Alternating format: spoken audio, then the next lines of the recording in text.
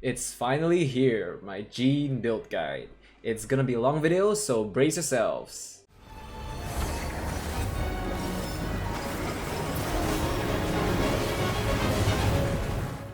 What's going on guys, Mira here, back in another Genshin Impact video, and today is finally the day for my Jean build guide. Now there has been a lot of debate within the community regarding Jean and whether she is a good character or not.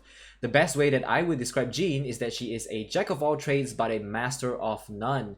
She does everything decently enough but does not specialize in anything in particular.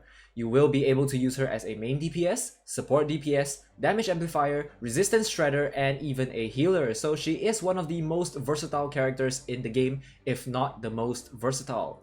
With all that said, there are tons of ways to build her, so we'll be going through every possible build for her, and I will be including the timestamps as this will be a very long video.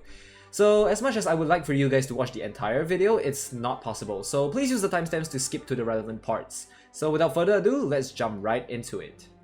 First, let's get into her stats and passives. Her main stat as she levels up is going to be healing bonus, and that's a really nice thing to have on her, especially if you are going to build her full attack. It gives her elemental burst a nice chunk of extra healing and would make her a decent healer for the most part. Her level 20 Ascension passive is Wind Companion. On hit, Jean's normal attacks have a 50% chance to regenerate HP equal to 15% of Jean's attack for all party members. This means that for her normal attack healing to be useful, you do need a decent amount of attack damage on her. Lastly, her level 70 Ascension passive allows her Elemental Burst, Dandelion Breeze, to regenerate 20% of its energy, which makes her a really nice healer because she refunds 20% of its energy cost. And if you have some nice energy recharge on her, she makes for a really good healer. Next, let's get into her skills. Her elemental skill is Gale Blade, which releases a miniature storm from her sword, launching opponents in the direction that she aims at, dealing massive Anemo damage. When you hold her E, you will be able to pull surrounding opponents and objects towards her, and you can launch them upwards for some nice fall damage onto annoying opponents like the Chichin Mages and the Abyss Mages. I personally use this a lot in the Abyss and certain domains because fall damage does not rely on your attack stat but rather the max HP of your enemies. So with all that being said, it is a pretty good strategy even on low attack builds. Next, we get into her Elemental Burst. Jean creates a swirling dandelion field, launching surrounding opponents and dealing Anemo damage. At the same time, she instantly regenerates a large amount of HP to all party members. The amount healed scales off of Jean's attack. Additionally, it continuously regenerates HP of characters within the AoE and imbues them with Anemo. It also deals additional Anemo damage to opponents entering and exiting the Dandelion field. So this is her healing skill, and it does give quite a bit of healing to your party. Because it heals the entire party, it can be really useful in co-op situations as well. Next, we get into her Constellations. Her Constellation 1 increases the pulling speed of her elemental skill after holding for more than 1 second, and increases the damage dealt by 40%. I do believe that this Constellation is really nice if you have it, especially if you are building the Anemo set on her, which I will get into in a little bit. Her Constellation 2 increases the movement and attack speed of all party members by 15% for 15 seconds when Jean picks up an elemental orb or particle. This is really useful as we don't see attack speed increases very often. I could definitely see a good use for this, and I really hope I can get my Jean up to Constellation 2 in the future. Her Constellation 4 decreases Anemo resistance of opponents within the field of her Elemental Burst. Now, unless you are using a DPS build or have an Anemo DPS character, I do not see too much use for this Constellation. However, with Xiao somewhere within the horizons, we could definitely make use of this Constellation if you do have him. Her Constellation 6, apart from being almost impossible to attain, reduces incoming damage by 35% within her Elemental Burst. Upon leaving the field, this effect lasts for the next 3 attacks or 10 seconds, whichever happens first. This is really nice as you can see that Jean is sort of the protector of your party. If you have her at Constellation 6, she provides a ton of utility to your team, ensuring that even with minimal investments to her healing and opting for an attack percent build, you can still use her as the only healer in your team. Next, let's talk artifact options. There's a ton, and I mean a ton, of different builds that you can go with her, and I'll try to cover all of them. The first one would be an Anemo DPS build. So for her DPS build, ideally you would want to have 2 very decent set on her and 2-piece Gladiator. This gives her a ton of attack percent and Anemo damage bonus, and since her elemental skill comes off cooldown every 6 seconds, you will be able to dish out quite a bit of damage. you would ideally want attack percent on timepiece, Anemo damage on goblet, and crit rate or crit damage on circlet depending on your build. I personally favor this build, but because the bosses aren't giving me the gladiator pieces that I need, I cannot build this on her just yet. The next DPS build that I would like to mention is the 4-piece gladiator build. This is pretty much a physical DPS build on Jean, and having the 4-piece gladiator set would give her a ton of normal attack damage. Combined with physical damage bonus in her goblet and a prototype rancor or the black sword will give her an enormous boost of physical attack. I personally am not a fan of this build, but it definitely works. You would use attack percent timepiece, physical damage bonus on goblet, and crit rate or crit damage on circlet.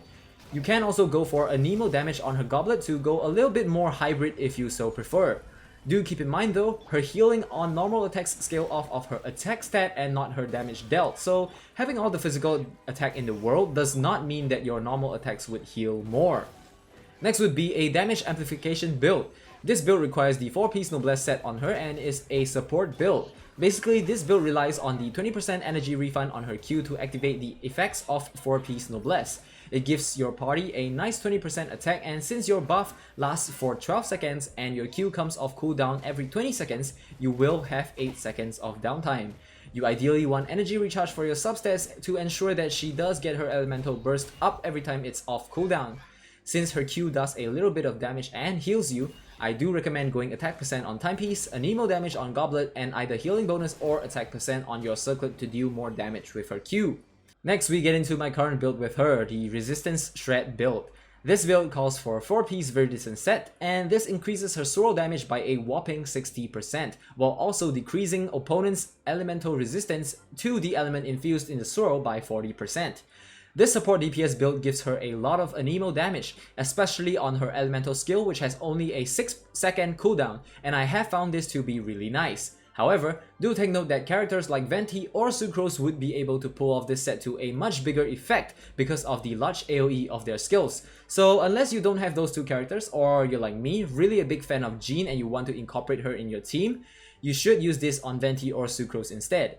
Like the other DPS builds, you want to go attack percent timepiece, Anemo damage goblet, and crit rate or crit damage on her circlet depending on your stats. Lastly, we have the healer build. I personally don't recommend this build, but if you feel like you're not getting enough healing for your team, you can try out this build. It calls for a 4-piece Maiden Beloved set, going attack percent on timepiece and goblet, and healing bonus on circlet. Now this might be super overkill on her healing, so do make sure you fine-tune this build according to how much healing you need. You can opt for attack percent, attack and energy recharge on her substats, and this build will give a ton of healing on her Q as well as her normal attacks. However, I do feel like it is quite a waste to build full healing on her and the damage from her elemental skill will be largely insignificant. However, do remember that the fall damage on her E is reliant on your opponent's max HP, so she will still do quite well against enemies that she can launch with her elemental skill. Next, we get into her different weapon options. For the most part, the best weapon would be the Skyward Blade, as the energy recharge it gives will be largely beneficial for Jean, and it being a 5-star weapon would give a ton of base attack. However, if you are going for the physical DPS build, the Aquila Favonia isn't too bad on her as well. Moving on to her 4-star options, she is basically capable of using most of the swords in the game, so let's slowly break it down. The first weapon that I would like to mention is the new 4-star weapon, Festering Desire. It gives energy recharge as base stat, while also increasing the elemental skill damage and crit rate. If you have it at Refinement 5, this is definitely a good weapon for her. If you are using her as main DPS with the Viridescent and Gladiator set, I do recommend the Flute for extra attack percent, and more attack means more healing on her normal attack.